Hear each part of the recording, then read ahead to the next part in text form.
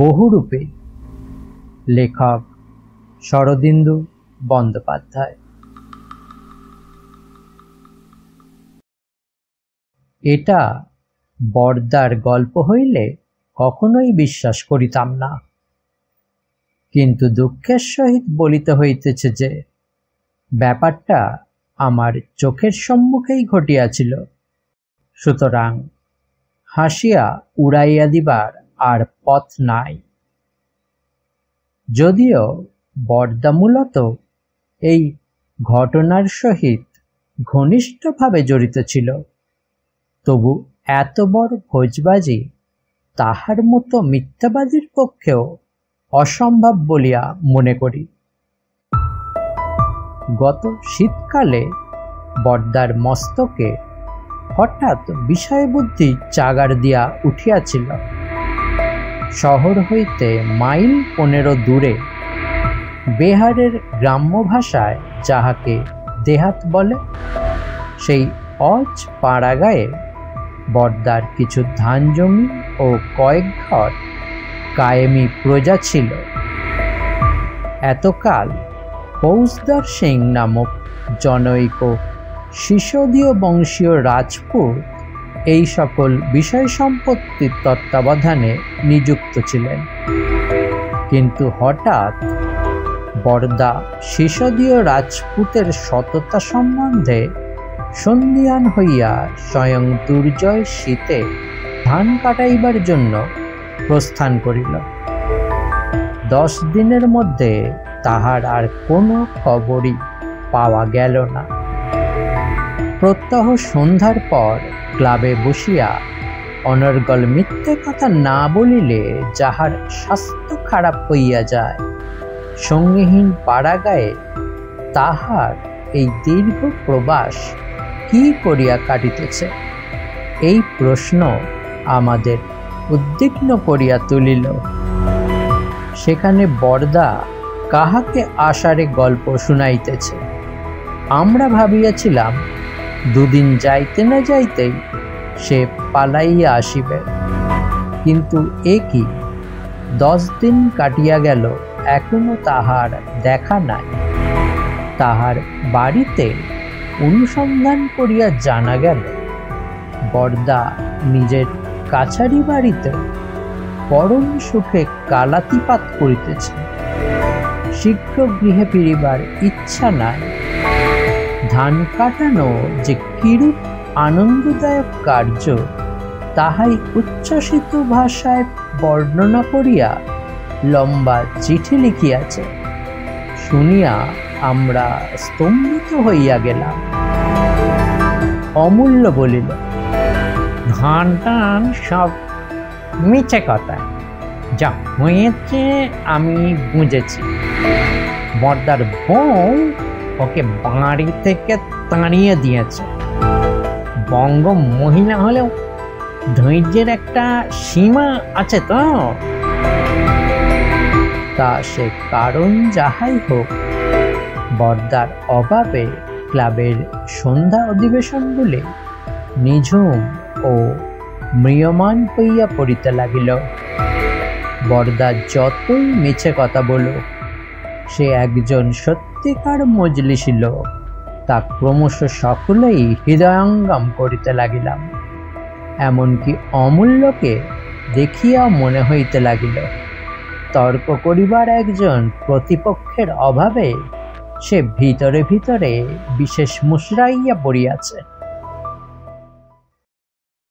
অবশেষে 14 দিনের দিন বরদার চিঠি আসিল।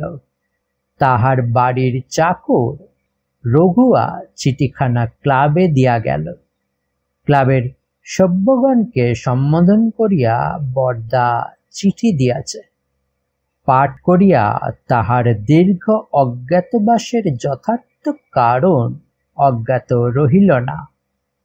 বরদা লিখিয়াছে, বন্ধুগণ, তোমরা প্রেতজনিতে বিশ্বাস করো না। আমি কাল্পনিক ভূতের গল্প বানাইয়া বলি, এরূপ ইঙ্গিত মাঝে মাঝে করিয়া থাকো। তোমাদের মতো অন্ধ নাস্তিকের বিশ্বাস জন্মাইতে হইলে প্রত্যক্ষ প্রমাণ চাই। তাই জিজ্ঞাসা করিতেছি, নিজের চোখে ভূত দেখিতে চাও? সকর্ণে ভূতের কথা শুনিতে চাও? ভূতের সহিত করকম্পন করিতে চাও? আমি এখানে আসিবার পর আমার কাছারি বাড়িতে একটি অশরীরী আত্মার সহিত পরিচয় হইয়াছে। অত্যন্ত মিশুক লোক। প্রত্যহ অনেক রাত্রি পর্যন্ত আমাদের গল্পগুজব আলাপ আলোচনা হয়। তিনি তোমাদের সহিত আলাপ করিতে রাজি হইয়াছেন। যদি তোমাদের আপত্তি না থাকে, সকলে মিলিয়া এখানে চলিয়া এসো। এক রাত্রি থাকিলেই চক্ষু কর্ণের বিবাদ ভঞ্জন হইবে। কবে আসিতেছ জানাইও। এখানে আসিতে হইলে তারাপুর পর্যন্ত বাসে আসিতে হয়। সেখান হইতে আমার আস্তানা পদবর্জে 2.5 মাইল। রাস্তাঘাট নাই বটে, কিন্তু এ সময়ে কোনো কষ্ট হইবে না। তারাপুর থানায় খোঁজ লইলে সেখানকার চৌকিদার পথ দেখাইয়া দিবে। ইতি তোমাদের বরদা। চিঠি পড়িয়া অমূল্য বলিল, এই 14 দিন জিরিয়ে নিয়েছে কিনা একটা বড় রকম বুজরুকি দেখাবে। আমি বলিলাম, কিন্তু ভূতের সঙ্গে করকম্পনটা হবে কি করে? পৃথ্বী বলিল, সেটা যথাস্থানে পৌঁছে পরীক্ষা করে দেখা যাবে। তাহলে কবে যাওয়া স্থির করছো? গবেষণার পর স্থির হইল আগামী মঙ্গলবার আমি, অমূল্য, পৃথ্বী ও চুনি এই 4 জন পূর্বাহ্নে কোনো খবর না দিয়াই বরদার আড্ডায় গিয়া হানা দিব। বড়দিনের ছুটি আসিয়া পড়িয়াছে। প্রেতাত্মার সহিত করকম্পনের মহা সৌভাগ্য যদি নাও ঘটে, তবু একটা আউটিং তো হবেই। ওদিকটাতে শিকারও ভালো পাওয়া যায়।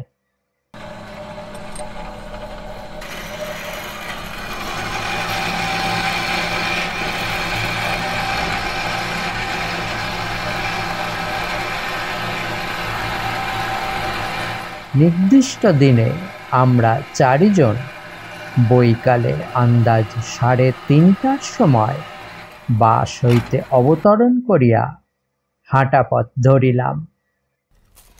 ধান ক্ষেতের আলের উপর দিয়া যাহাদের চলার অভ্যাস নাই, তাহাদের পক্ষে এই পথে পদক্ষেপ সর্বদা নিরুদ্বেগ নয়। মাঝে মাঝে অতর্কিতভাবে পথিপার্শ্বস্থ পঙ্কশয্যায় বিশ্রাম করিবার সুযোগ ঘটিয়া যায়। কিন্তু সে যাহাই হোক, 2.5 মাইল পথ যে এত দীর্ঘ হতে পারে তাহা পূর্বে কখনো ভাবিতে পারি নাই। অমূল্য শ্লেষ করিয়া বলল, মাইলগুলো সম্ভবত ভৌতিক মাইল।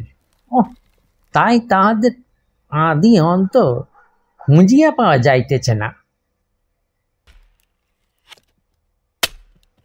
এই অতিপ্রাকৃত 2.5 মাইলের শেষে যখন বরদার আস্তানায় আসিয়া পৌঁছিলাম, তখন পৃথিবী পৃষ্ঠে দিনের আলো আর নাই।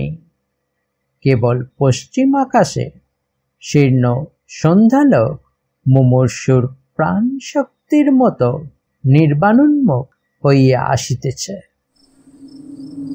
চারিদিকে কোথাও মানুষের বসতি নাই।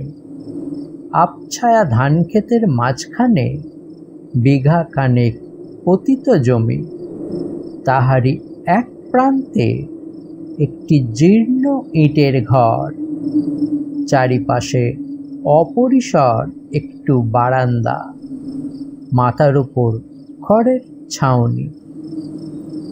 পতিত জমির উপর স্থানে স্থানে খড়ের স্তূপ রাখা আছে। প্রথমটা লোকজন কাহাকেও দেখিতে পাইলাম না। ঠিক স্থানে পৌঁছিয়াছে কিনা সন্দেহ হইতে লাগিল। অনতি দূরে একটা শিকল বাঁধা কুকুর কুণ্ডলি পাকাইয়া শুইয়াছিল। কাছে গিয়া দেখিলাম বর্দার কুকুর খোক্কস। খোক্কসের সহিত আমাদের প্রণয় ছিল, কিন্তু সে বিশেষ উৎসাহ প্রদর্শন করিল না। নিদ্রালুভাবে একবার তাকাইয়াই আবার থাবার মধ্যে মুখ গুজিয়া ঘুমাইতে লাগিল। কিন্তু বর্দা কোথায়? ঘরের মধ্যে আলো জ্বলিতেছে না। এদিক ওদিক চাহিতে দেখি খড়ের একটি গাদার তলা হইতে হামাগুড়ি দিয়া একটি প্রাণী বাহির হইয়া আসিতেছে। মূর্তিটি ক্রমে খাড়া হইয়া আমাদের সম্মুখে আসিয়া ফৌজি সেলাম করিয়া দাঁড়াইল। প্রথমটা ভাবিয়াছিলাম বুঝি বর্দার শিশদীয় বংশীয় রাজপুত, কিন্তু দেখিলাম তাহা নয়। নেপাল হইতে অবতীর্ণ চন্দ্রবংশীয় একজন ক্ষত্রিয়, সম্ভবত বর্দার দেউরি পাহারা দিবার জন্য নিযুক্ত হইয়াছেন। পরিধানে খাকি পোশাক, পায়ে বুট জুতা, কোমরে কুকরি, রীতিমতো যন্ত্রীবেশ। তাহাকে বর্দার কুশল প্রশ্ন জিজ্ঞাসা করায় তিনি চন্দ্রবংশীয় ভাষায় যাহা বলিলেন তাহার বিন্দু বিসর্গও বুঝিতে পারিলাম না। শীতে এতখানি পথ হাঁটিয়া শরীর অবসন্ন হইয়া পড়িয়াছিল। আমরা আর বাক্য ব্যয় না করিয়া ঘরের দিকে অগ্রসর হইলাম। চন্দ্রবংশীয় ক্ষত্রিয় নির্বিকার মুখে আবার ঘরের গাদার মধ্যে প্রবেশ করিলেন। আমরা যেখানে ছিলাম সেখান হইতে ঘরটা বোধ করি 30 কদম দূরে। বারান্দা শুদ্ধ ঘরের ভিত মাটি হইতে হাত 2 উঁচুতে অবস্থিত। বারান্দায় উঠিয়া সম্মুখেই ঘরের দ্বার। আমি সর্বপ্রথম উপরে উঠিয়া দ্বারের দিকে পা বাড়াইয়াই চমকাইয়া উঠিলাম। অন্ধকার দরজার মুখে কে দাঁড়াইয়া রহিয়াছে? পরক্ষণেই বরদা সশব্দ হাসিয়া উঠিল, বলিল, এসো, খবর না দিয়ে এলে যে? আমাকে বিশ্বাস করতে পারলে না? আমরা ঘরে প্রবেশ করিলাম। বরদা একটা তেলের ল্যাম্প জ্বালিয়া টেবিলের উপর রাখিল। অমূল্য ঈষৎ বিরক্তি স্বরে বলিল, ঘরে ছিলে তো সাড়া দিচ্ছিল না কেন? দেয়ালা হচ্ছিল বুঝি? উত্তরে বরদা কেবল হাসিল, বলিল, বসো সবাই, শীতে নিশ্চয় কালিয়ে গিয়েছ। চা তৈরি আছে, দেখছে। বলিয়া প্রকাণ্ড একটা থার্মোফ্লাক্স হইতে ধুমায়িত চা ঢালিয়া সকলকে দিতে লাগিল। চা খাইতে খাইতে বরদার ঘরের চতুর্দিকে চক্ষু ফিরিয়া দেখিতে লাগিলাম। ঘরের কোথাও এতটুকু প্লাস্টার নাই। নোনা ধরা লাল ইটগুলি সারি সারি দাঁত বাহির করিয়া আছে। মেঝে মাটি গোময় দিয়া লিপ্ত। এক কোণে একটি ক্ষুদ্র চারপাইয়ের উপর বরদার লেপ বিছানা স্তূপীকৃত রহিয়াছে, আর এক কোণে একটি বড় কাঠের সিন্ধু, তাহার উপর চায়ের সরঞ্জাম, স্টোভ ইত্যাদি রাখা আছে। ঘরের মধ্যস্থলে একটি কেরোসিন কাঠের টেবিল এবং তাহাই ঘিরিয়া কয়েকটি কঞ্চির মোড়ার উপর বসিয়া অনুজ্জ্বল ল্যাম্পের আলোয় আমরা কয়জন চা পান করিতেছি। খোলা দরজা দিয়া ঠান্ডা বাতাস আসিতেছিল। বরদা সেটা বন্ধ করিয়া দিয়া আমাদের মধ্যে আসিয়া বসিল। তৃপ্তভাবে দুই হাত ঘষিতে ঘষিতে বলিল, আমার ঘরটি কেমন দেখছ? ঘর ছিল না, কেবল চারিটি পুরনো দেওয়াল দাঁড়িয়েছিল। আমি এসে ঘরের চালা তুলে বাঁশের উপযোগে করে নিয়েছি। বেশ হয়নি? খাসা হয়েছে। পেয়াদা সেপাই চিরকাল বাইরে খড়ের ছাপ্পর তৈরি করে তার মধ্যে থাকে, এবারও তাই আছে। কিন্তু আমি ভাই পারলুম না। তেরপোলের তলায় এক রাত্রে শুয়েছিলুম। ভাব কি শীত! ঘরের মধ্যে একরকম ভালোই আছে। আচ্ছা, ঘরটা তোমাদের বেশ বলে বোধ হচ্ছে না? আমরা সকলেই ঘাড় নাড়িয়া সায় দিলাম। বলিয়া বরদা ঠিক কি বুঝাইতে চাহিল জানি না, কিন্তু এই ঘরে পদার্পণ করিবার পর হইতে আমার মনের উপর কেমন একটা ছায়া পড়িতে আরম্ভ করিয়াছিল। মনের সে পরিহাস, তরল ভাব আর ছিল না। কোথায় এ ঘরে কি গলদ আছে বুঝিতে পারিতেছিলাম না। অথচ অপরিচিত অন্ধকার পথে চলিবার সময় যেমন চক্ষুকর্ণের তীক্ষ্ণতা অজ্ঞাতসারেই বাড়িয়া যায়, তেমনি একটা দুর্লক্ষ অবাস্তবতার সংশয় আমার ইন্দ্রিয়গুলোকে অতিশয় সতর্ক ও সচেতন করিয়া তুলিয়াছিল। চায়ের পেয়ালা নামাইয়া রাখিয়া অমূল্য বলিল, তারপর তোমার ভূত কই? বরদা হাসি মুখে আস্তে আস্তে গম্ভীর হইয়া গেল। সে যেন কয়েক মুহূর্ত উৎকণ্ঠ হইয়া কি শুনিল।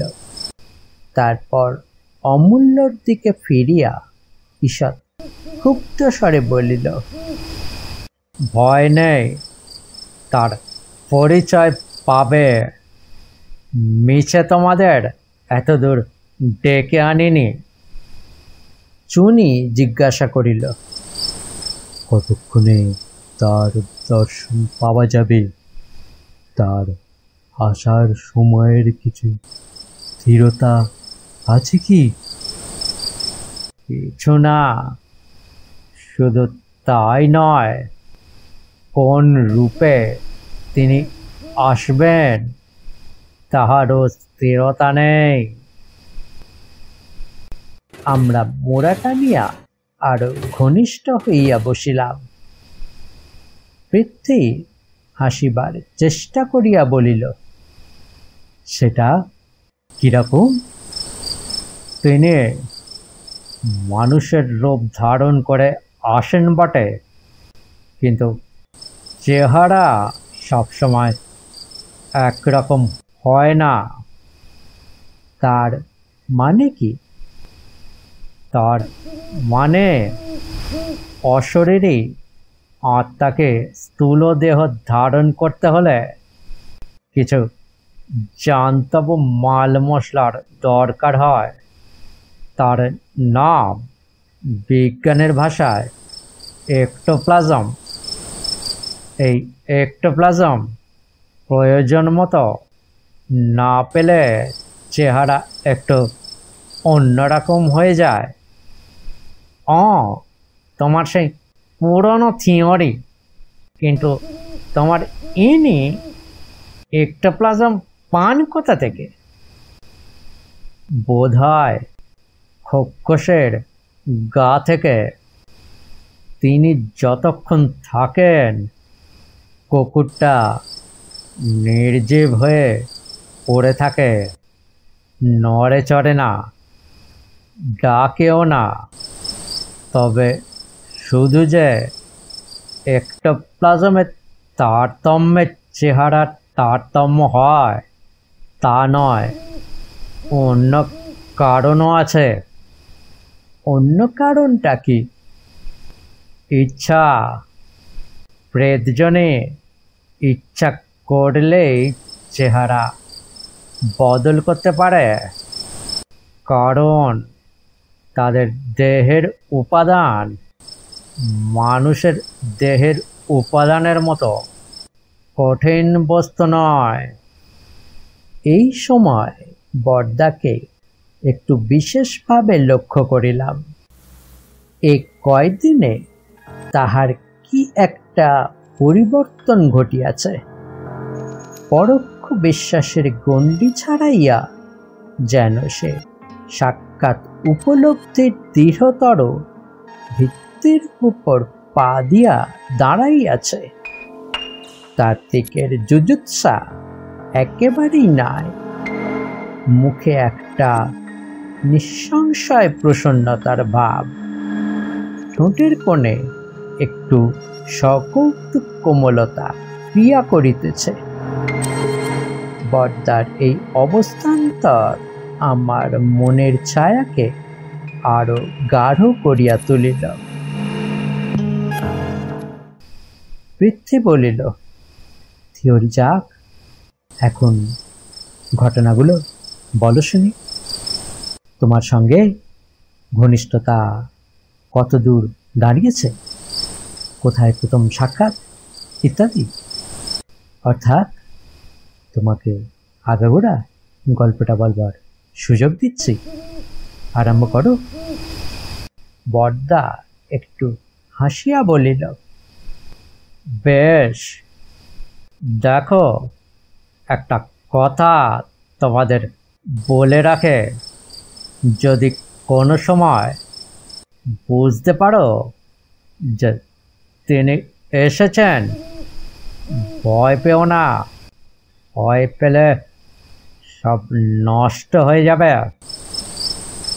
চারিদিকে সচকিতভাবে একবার চাহিয়া আমরা আশ্বাস দিলাম, ভয় পাইব না।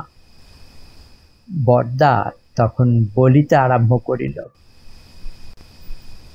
প্রথম যে রাত্রে এ ঘরে শোই, সে রাত্রে কিছু বুঝতে পারি না।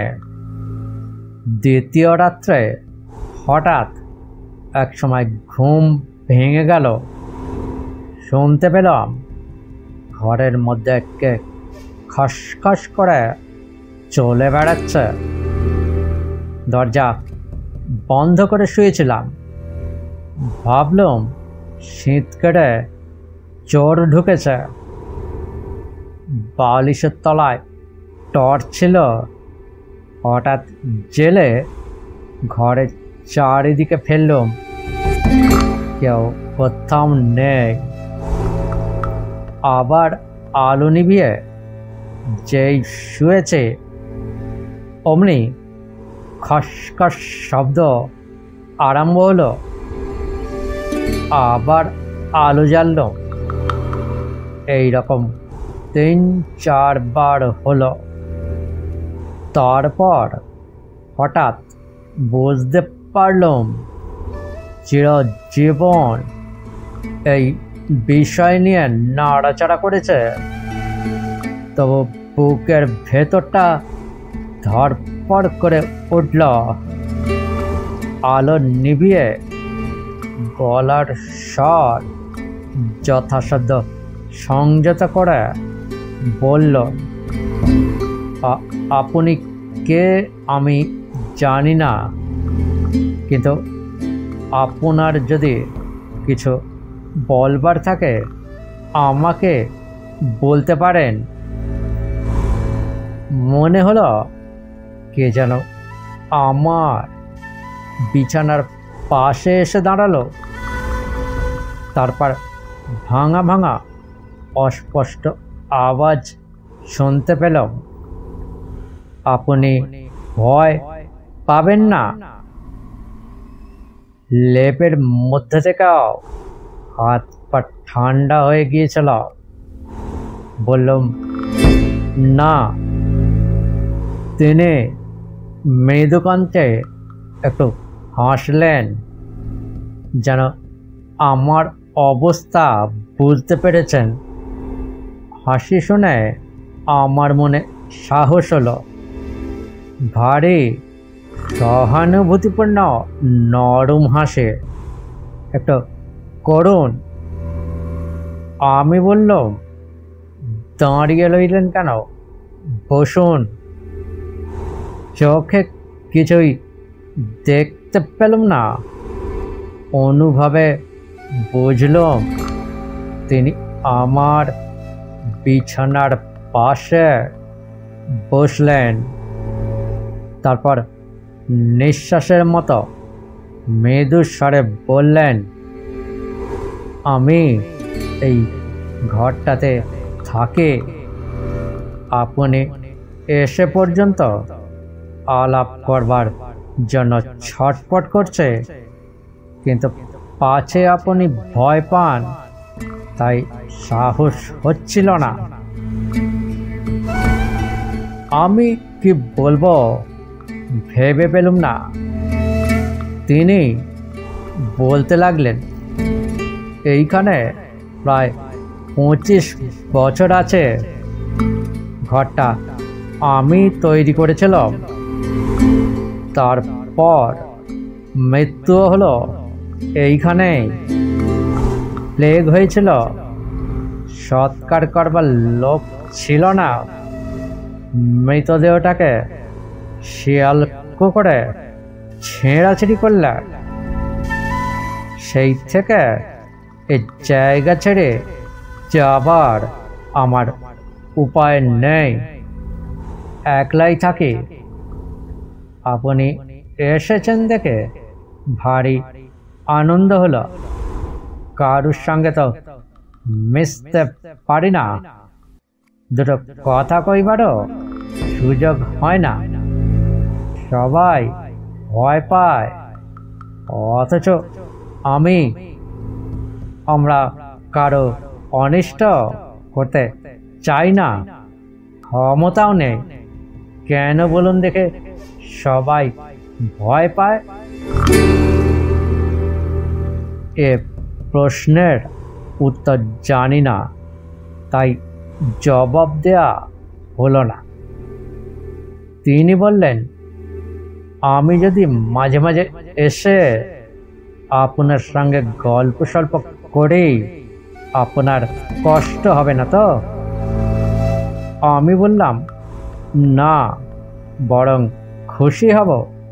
তিনি গাঢ় স্বরে বললেন, ধন্যবাদ।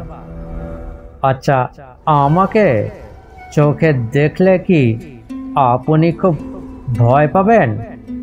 সত্যি বলছি, আমার চেহারা বিভৎস নয়, সাধারণ মানুষের মতো। বুকের ভেতর দুরু দুরু করে উঠল, কিন্তু বলল, না, ভয় পাব না। তিনি বললেন, তবে আলোটা জ্বালুন। মনকে দৃঢ় করে টর্চ জ্বাললাম। মুহূর্তের জন্য তাকে দেখতে পাওয়া গেল। আমাদেরই সমবয়স্ক একটি যুবক, ময়লা রং, বড় বড় চুল, আগ্রহ ভরা চোখে আমার পানে চেয়ে রয়েছেন। নিতান্তই সহজ মানুষের চেহারা, ভয় পাবার কিছু নেই, কিন্তু তবু বুদ্ধি বিবেচনা কোনো কাজেই লাগলো না। সমস্ত অন্তরাত্মা যেন ভয়ে আঁতকে উঠল। মূর্তিও সঙ্গে সঙ্গে মিলিয়ে গেল। শুনতে পেলাম বাইরে খোকস কুকুরটা কান্নার মতো একটা আওয়াজ করে ডেকে উঠল। বরদা চুপ করিল। ফুসফুস হইতে অবরুদ্ধ বাষ্প মুক্ত করিয়া বলিলাম, তারপর ক্রমে ভয় কেটে গেল। এখন রোজই তিনি আসেন, অনেক কথাবার্তা হয়। তোমাদের সঙ্গেও দেখা করার জন্য তিনি উৎসুক ছিলেন, কিন্তু সময় সংক্ষিপ্ত হয়ে আসছে, আর সময় নেই। এসো। বরদা আমার দিকে প্রসারিত করতল বাড়াইয়া দিল। কিছু না বুঝিয়া তাহার সহিত শেক হ্যান্ড করিলাম। বরদার হঠাৎ হইল কি, আমাদের বিদায় করিতে চাই নাকি? অমূল্য বলিল, কিন্তু কই, তিনি এখনো দেখা দিলেন না। বরদা আবার বসিয়া পড়িল। মুখের উপর দিয়া একবার হাত চালাইয়া বলিল, হয়তো দেখা দিয়েছেন, তোমরা জানতে পারো নে। এই সময় বাহিরে দ্রুত পদধ্বনি শোনা গেল। আমরা চমকিয়া সোজা হইয়া বসিলাম। পদশব্দ বারান্দার উপর উঠিল। তারপর বন্ধ দরজায় সজোরে ধাক্কা পড়িল। হৃদযন্ত্রটাও ওই ধাক্কার সঙ্গে সঙ্গে চমকিয়া উঠিল। আমরা প্রশ্ন বিস্ফোরিত চক্ষে পরস্পরের পানে চাহিলাম।